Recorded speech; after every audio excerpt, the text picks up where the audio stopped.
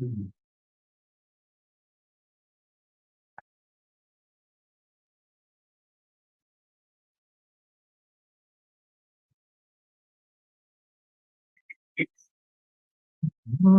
tassa bhagavato arahato samma sambuddhassa.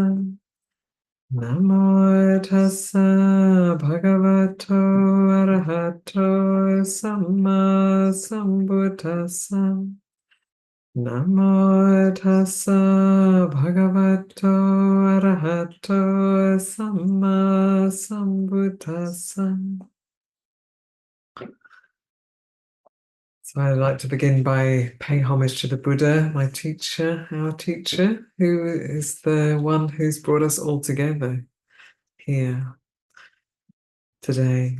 And those in the room here and downstairs in the library and on Zoom in your various rooms. It's the Buddha's teaching and the path that the Buddha opened up that brings us together, whether you are aware of that or not. That is what brings us together. And we're very blessed to live in a time, even though we won't get to see the Buddha, which must have been so awesome to live in that time when he was, living and walking and teaching and waking people, helping people to wake up. We won't get to see the Buddha, but we still have access to the Buddha's teaching. It's not lost yet. One day it will be. Everything comes to an end. And it's said that when the Dhamma is lost in the world, when there's no longer anyone who has really deeply understood the Dhamma, seen the Dhamma with their own eyes in a very clear way, when that comes to an end, then another Buddha arises in the world. The next Buddha will be the Maitreya Buddha, the Buddha of metta, of loving kindness.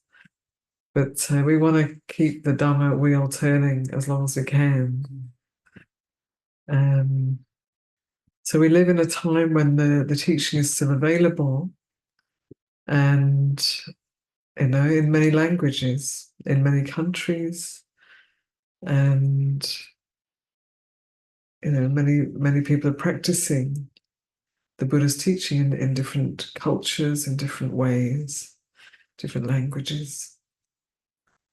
Some approaching from a very more intellectual approach. There are those who love to explore the Dhamma and study and question.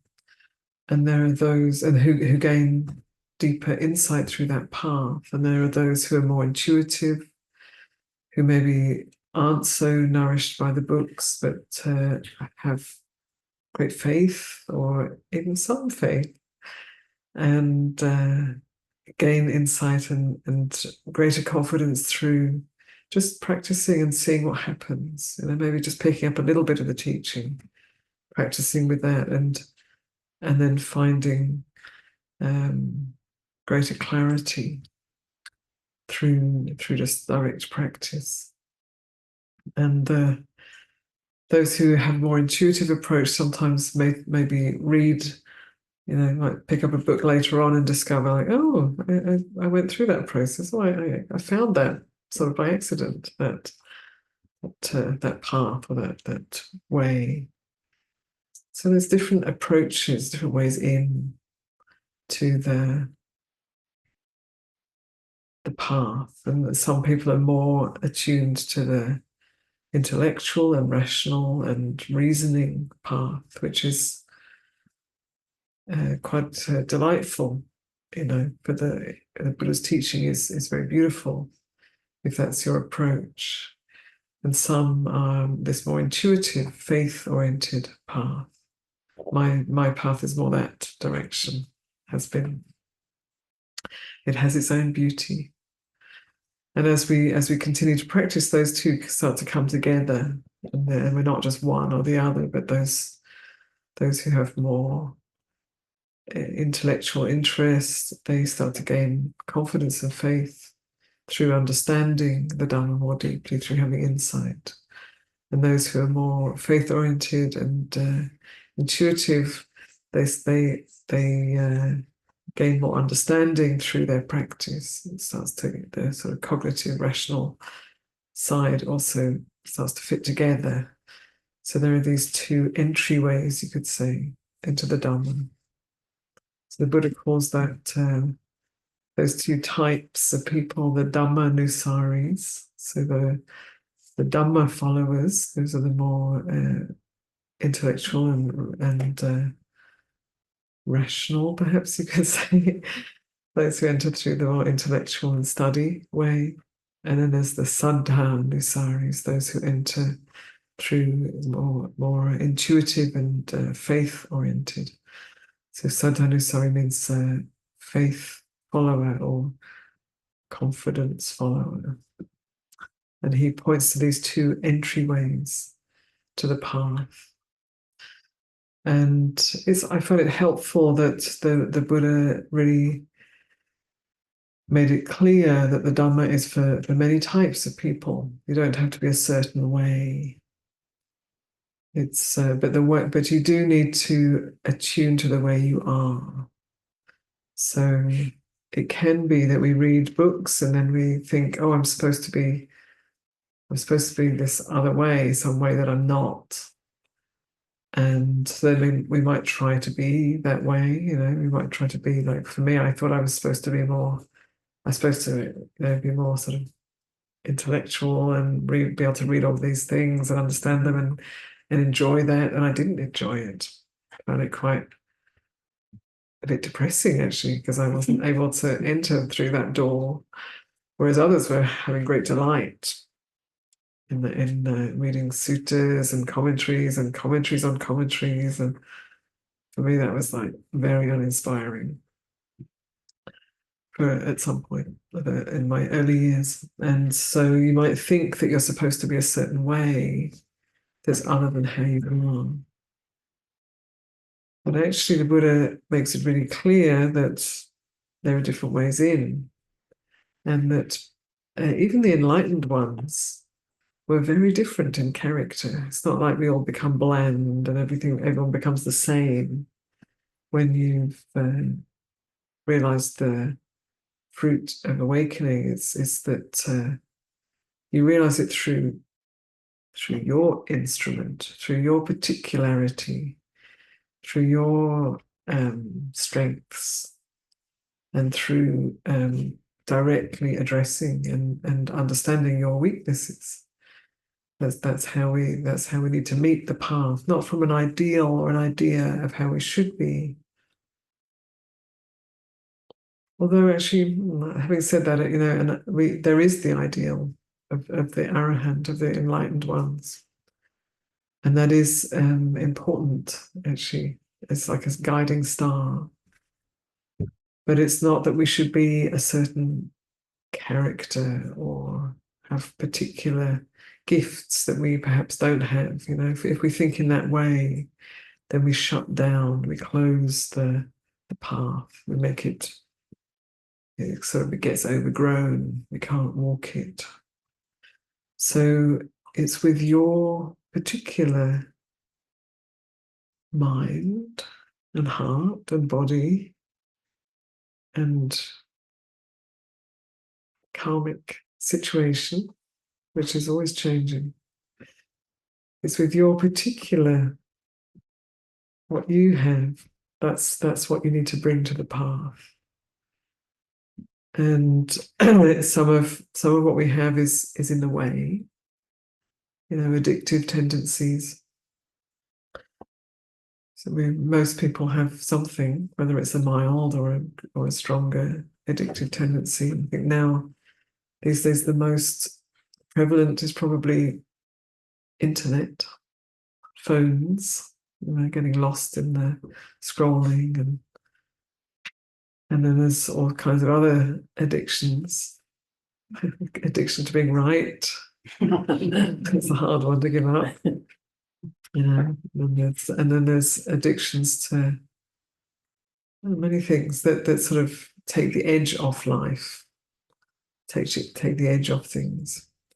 And so we find ourselves getting our attention gets pulled into these things that are not really serving us. They seem to be serving us because they may be taking away a little discomfort or a lot of discomfort, but they're not serving us in terms of the path. So they kind of usurp our attention. And our attention is very precious. What we put our attention on strengthens whatever we're attending to. And how we attend to what we're attending to, in a way, kind of creates the world. So I noticed this is the first time I've been here at Canmore Theravada Buddhist Monastery. Although I've heard about it, and Ayya Hibbs has been a good friend for many years. She's taught me about me as a teacher, but we're also actually good friends. She's a precious friend. And so I've heard about Canmore, but coming here, walking around the house and getting a feel for it, what came up quite quickly was, oh, this place was built with a lot of love. A lot of love has gone into this place, into the design and into the making of it, and it sort of communicates as you walk around. And so that's love is a it's a powerful force, and it's a particular quality of attention. So love has been put into this place, maybe, I don't know, 30 years ago or however long ago it was, and over the years, but in the making of it. Then that sort of speaks to my heart as I walk around here. So there's power in that. And how we attend to things potentizes them. So anyone who's been on retreat and has spent time, say, practicing with mindfulness of breathing. So breathing is going on all the time. It's been going on since moments after we were born. It'll go on until our last breath. It happens when we're asleep, when we're busy, when we're present, when we're tired, when we're unconscious, when we're clear, breathing's going on. And then when we pay careful attention to the breath in meditation, we're potentizing our attention on the breath. So the breath is no longer this thing that's just going on in the background, but it starts to come into the foreground. And it starts to get clearer and stronger as a perception. We're aware of our breath more in the foreground rather than just some peripheral thing or something that we're not even noticing at all. So it's the same old breath. I mean, obviously every breath is new, but it's the same old process of breath, but it's being attended to differently. And then as you attend to the breath with clarity and presence, it starts to reveal teachings. All of the Dhamma is right there on the breath. The teachings of impermanence, the breath is teaching all the time. The breath is changing all the time. So the teachings of impermanence, of anicca, are right here on the breath, on our breath, every moment. You try and capture the breath. It's not breath anymore. You can breathe into a balloon and tie it up. You can say, that's my breath in there. But is it actually? It was once. Can you call that my breath? Is it just, it's just some air in a balloon that was once breathed out from this body? So the nature of the breath is change. That's what makes it what it is. That's what gives us life. And as we notice, as we pay careful attention, then it's like it's changing all the time. It's got a rhythm. It's got a It's got ever-changing textures. And we can be present with that. And then as also it has this teaching of anatta, of not self. So we're all here together in the room, those of us who are here in the room.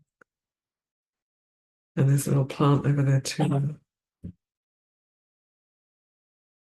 So we're all breathing together. We're sharing breath. We've shared breath already. We're also sharing warmth, the physical warmth of our bodies is being shared. It's going out into the room, and it's so we're affecting each other in those very simple ways. So the breath, it's not like here at the lips, it suddenly becomes my breath. And coming out, oops, not mine anymore. Or maybe a little bit sort of out there, a little bit, oh, it's still mine, but then it's not. Where does it begin and end? Where do I begin and end? Where do we begin and end? So this is something to contemplate, not just to think about, but to explore as an experience right now. And then obviously if we don't have the air we need, or if the air is too polluted, or the atmosphere is too thin, high altitude, we experience the dukkha of the breath. We're vulnerable, We need that breath for life. And it needs to have the right conditions. So the breath, something very ordinary, easy to overlook, carries the essential teachings of the Buddha. Because the essential teachings of the Buddha are natural. They're what are always here, accessible to us at any moment.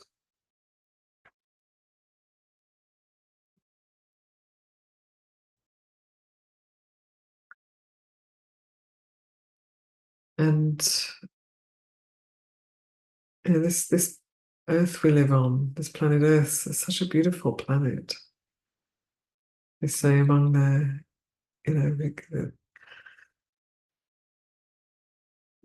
mean, if you look at planet Earth from a distance, pictures or film, whatever, it's very beautiful.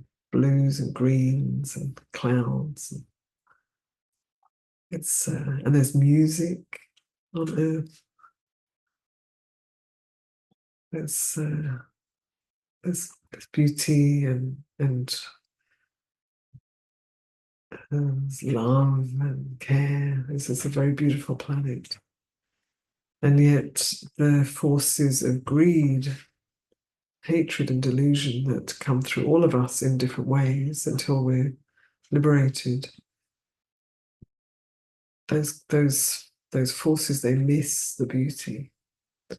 They miss the uniqueness and the marvelousness that is right here. Or maybe they see it, but it's not enough. Beautiful mountains, amazing mountains here. Is that enough? Of course, we need to eat and be warm enough and so on, but yeah, this beautiful earth and the beauty of nature and the goodness and potential of community, people relating to each other if we relate in good ways.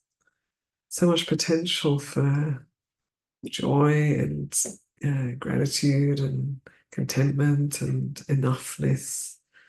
And yet most people aren't really living in that way. And so the world gets into the turmoil that it is in now.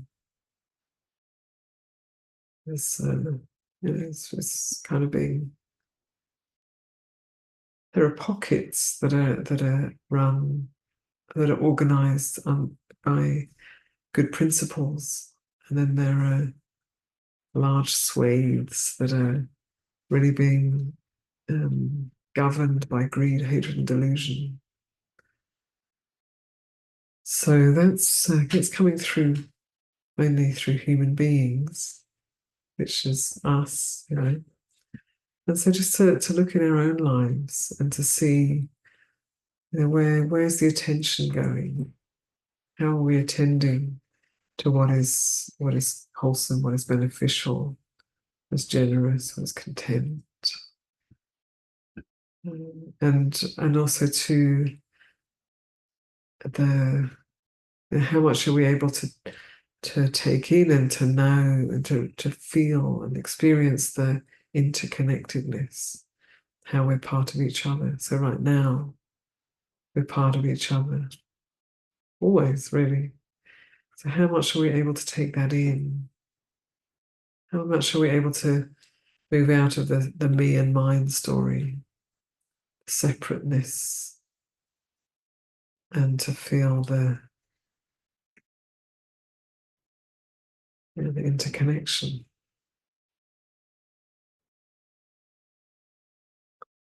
So the world's a very troubled place in many ways right now. And also there is goodness, and there is generosity, and there's love and care, nurturing, creativity and playfulness and joy. All of these things are here too. And so, it's easy to say, you know, where you're going to put your attention, because we all want to. I don't know if we all want to, but you know, we want to you know, bring forth what is good, and then sometimes the forces in ourselves pull us in another direction. So if you know, when we find that going on in our own heart and mind, then that's not something to shut down or judge or berate ourselves for, but it's something to get curious about, something to take care around. So we don't want to have those forces of greed, hatred, and delusion governing our life. But they do, until we're free, they do push and pull us around. So noticing, getting to know the feeling, you know, when we're upset, when we're angry, when we're afraid, when we're desiring, just getting to know the feeling, being with that feeling in our body. And they're all different feelings, actually, each of those. But instead of just going straight to the thoughts, the justification, or the words, or the action, lean back a moment and be with the feeling. So a lot of the impulse towards greed and towards harm and confusion is not really being willing to be with a feeling tone, a sensation.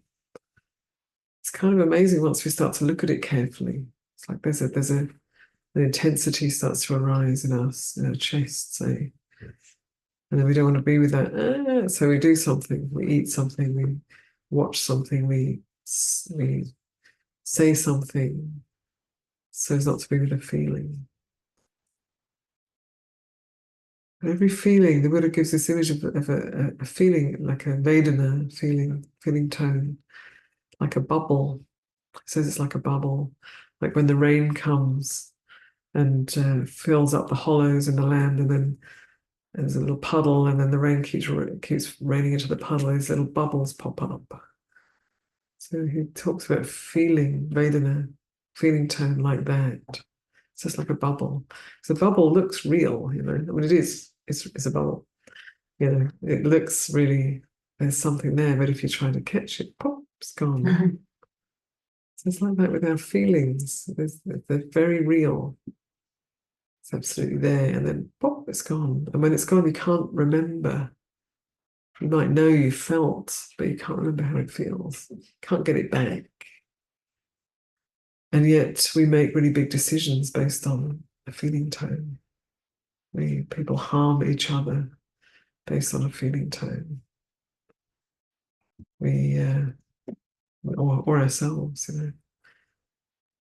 or we go down some route that we know is not going to help us because it feels seems easier to do that, to become unconscious, or to replace it with a nice feeling rather than just being with the feeling tone as it is. And I think part of the problem is that we equate pleasant feeling with being good. That's a good thing, and painful feeling is a bad thing. And we ignore the neutral feelings.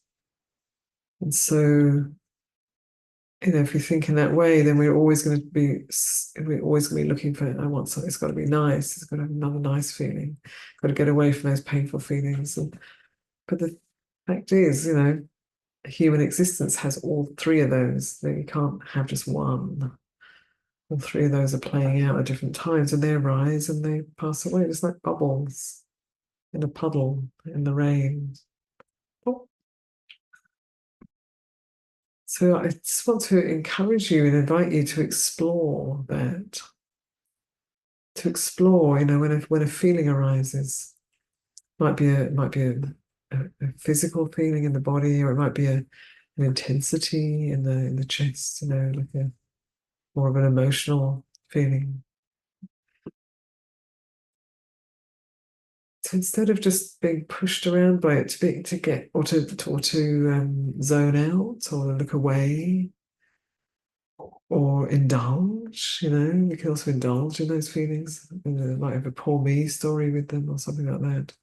So to find that place of that middle place that's just present, interested, willing to stay with it, to know how it is to feel this feeling right now, and to just watch what happens.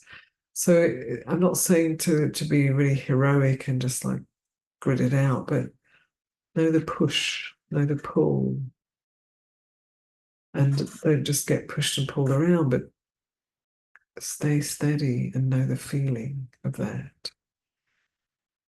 And see what happens if you just hold that a little bit longer, a little bit longer. So the Buddha gave this teaching, taught the Dhamma, because we have the potential to be free. He taught the Dhamma to those with little dust in their eyes because we have the potential to be free. And one of the weakest links in the chain of dependent origination, that's the process that keeps us going around and around, keeps us caught. Then the weakest link is vedana, feeling tone. So if we can be with the feeling tone and not follow the craving for pleasure or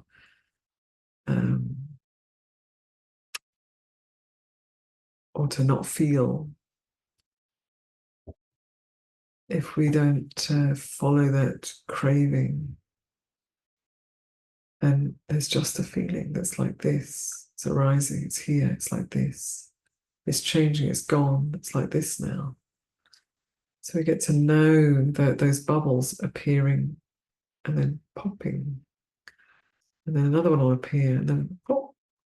So we get to know that. And then we're not pushed around so much. So that's the weakest link in the chain of dependent origination. And the second weakest link is at the craving itself. So it might be that we have the feeling and then, oh, I really want that. I want that, want that, want that. But actually, it's not going to help. Let's just not follow that. So that's the second weakest link in the chain. When I say the chain is the chain that keeps us caught, and the weakening the chain or breaking the chain is dropping back into presence. So getting to know the feelings of pleasure, discomfort, or pleasure, pain, and and neutral. Also, that's not that which is not particularly obvious, but is here. So if you just, for many, it might not be true for everyone, but for most people, if you just check in with your body, there's probably some discomfort. The pleasant experience is not always so obvious, but if you tune into it, maybe a bit of warmth, a bit of maybe the clothing feels comfortable, or, there's maybe certain parts of the body feel pleasant. Then a lot of it is just nothing in particular. Nothing in particular, but it's all here. So that nothing in particular, that is kind of a lot of our experience, is to be noticed too. Otherwise, it feeds ignorance, ignoring.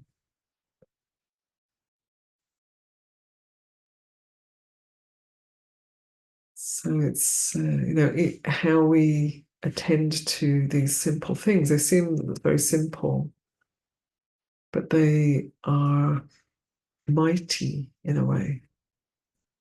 They're what makes the difference between freedom and